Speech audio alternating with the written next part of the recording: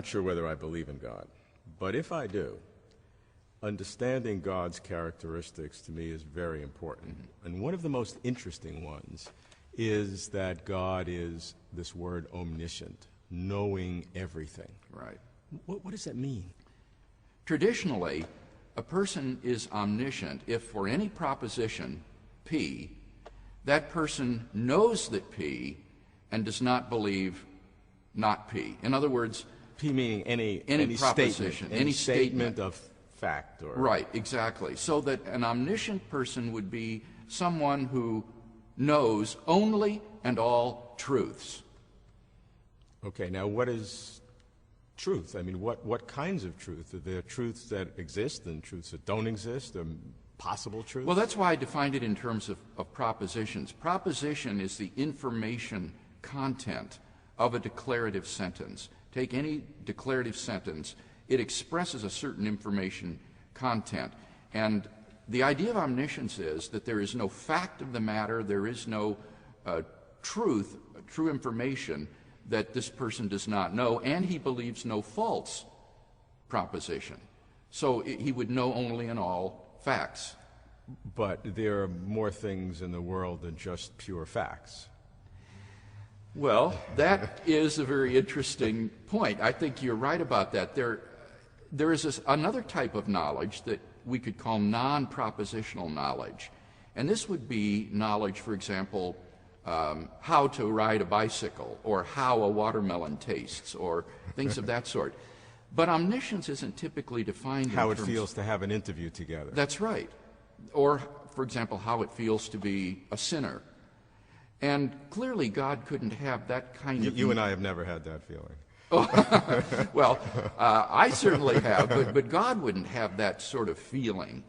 And therefore, omniscience is defined in terms of propositional knowledge, of knowing only and all truths, but not necessarily having all non-propositional knowledge. In fact, when you think about it, you'd be mentally ill if you had all non-propositional knowledge, because you would believe not only, for example, in my case, that I am Bill Craig, but I would believe I am Napoleon, or I am Ronald Reagan. Now, if Ronald Reagan believes that he is Ronald Reagan, or Napoleon believes he is Napoleon, that's a cognitive perfection. He is. Yeah. But if I were to believe that, that would be not a perfection, that would be an imperfection. Right. So to have all non-propositional knowledge would actually be a negative So what you're telling me is to know everything is not to know everything. Right. When we say to know everything, what we mean is knowing all truths, knowing all true propositions, and believing no false proposition. And therefore, it avoids these problems like, well, does God have to know what it's like to be Ronald Reagan? Well, no, only Ronald Reagan knows that. And if God believed he were Ronald Reagan, he would be mentally incompetent. So that's not a perfection. The idea of omniscience flows out of the perfection of God. St. Anselm defined God as the greatest conceivable being. Well, the greatest conceivable being would know all truth.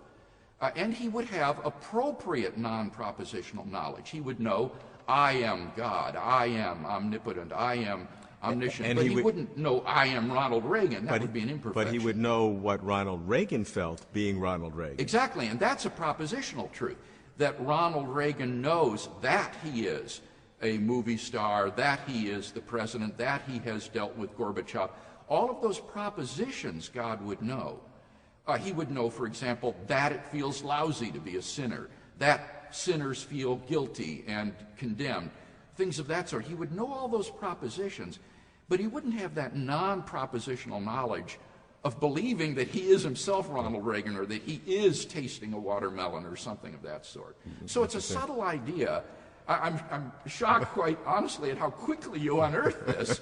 Normally, most people would just say, yeah, he knows only in all truth, and that's the end of it. But you're right. To be cognitively perfect, you actually have to be more than omniscient. You have to have selective. Yes, that's right. You have to have all propositional knowledge, and then you have to have, in addition to that, the appropriate non-propositional knowledge, appropriate to yourself. And both of those elements will be part of God's cognitive perfection. So God is actually greater than omniscient. And I remember when I first realized this, I was just stunned at the idea that God is even more cognitively perfect than being omniscient. I thought omniscience was the ultimate, and it's not. God is even more than omniscient. And true omniscience in the sense of knowing everything would be total confusion. Yes, that would be an imperfection, not a perfection, and therefore wouldn't be part of God's character as the most perfect being. There are three kinds of characteristics of God's knowledge which I'd like you to help me understand. Natural knowledge, free knowledge, and what's called middle knowledge. Right. This is the way in which the Catholic Jesuit theologian Luis de Molina in the 16th century analyzed God's knowledge. And what Molina said is that although everything God knows, he knows at once, nevertheless there is a kind of priority in God's knowledge, a sort of logical order or an explanatory order. And he said at the most fundamental level is God's natural knowledge. And this would be God's knowledge of everything that is necessarily true. 2 + 2 = 4. If it is raining, it is raining. Everything that has a shape has a size. Any necessary truths would belong to God essentially, and he could not lack that knowledge. This knowledge is natural to God and essential to God, so Molina called it natural knowledge. And this would include God's knowledge of all possibilities, everything that could happen, every possible world. Now, the third That's logical. He couldn't square a circle or things like that. That would be an impossibility. Right. So that's right. Anything possible that's logically possible. Yes, and yes, that's correct. And then in the third area or tier of his knowledge is what Molina called free knowledge. And this would be God's knowledge of all true, contingently true propositions that are dependent upon his will. And this would include things like George Bush is the President of the United States in 2001. Now tell me why that's contingent. It's because it is not necessarily true. It's not necessarily true, and moreover, it's dependent upon God's will which world to create. The free knowledge depends upon God's decision to create one world rather than another. And had he created a different world, quite a different set of propositions would have been true. That's why they're contingent. Exactly. And so he would have had different knowledge. So the free knowledge of God is not essential to God.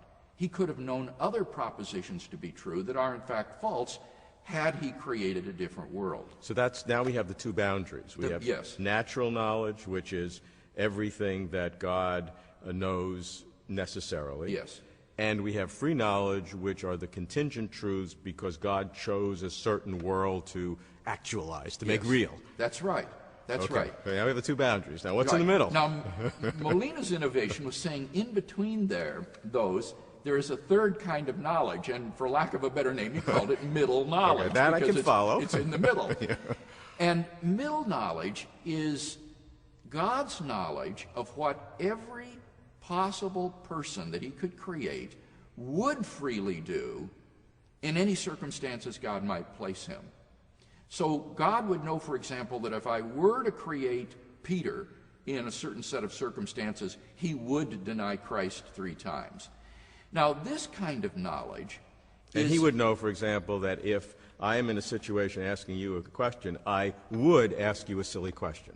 Right, and he would know that I would give a silly answer right. If I were in that set of circumstances. Right. Now, he might not want us to embarrass ourselves on television, and therefore he would not create us in those circumstances knowing we would be more serious.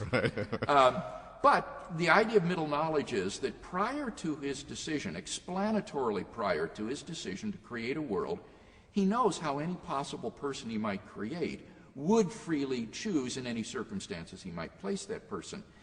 Now, this knowledge is unique because it is not necessary to God that he know this.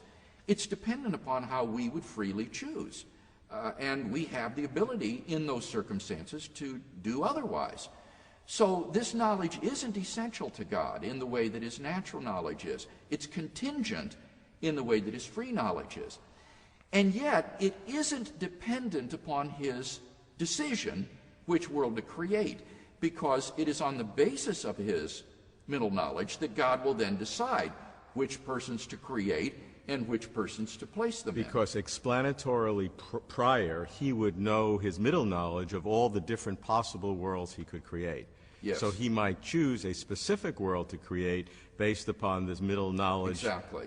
knowing the results of each world. Exactly. And so in that sense, middle knowledge is like his natural knowledge in that it's explanatorily prior to his decree to create a certain world. So in this explanatory hierarchy, you have natural knowledge, which is God's knowledge of everything that could be. Then you have his middle knowledge, which is his knowledge of everything that would be. Then you have the divine decree to create a particular world. And then posterior to that, finally, would be his free knowledge, and this is his knowledge of everything that will be. And that's Molina's theory of middle knowledge of God's omniscience. You agree with that? Yes, I think it's... When I first encountered this, I was stunned at the theological power of this idea. If you take this notion of middle knowledge and you apply it to various difficult theological conundrums, you will find it will be a key that will unlock the mystery to many of these difficult theological problems that folks have wrestled with for centuries. And I dare to say that I think this theory of middle knowledge is the most powerful theological concept that I've ever encountered in my life.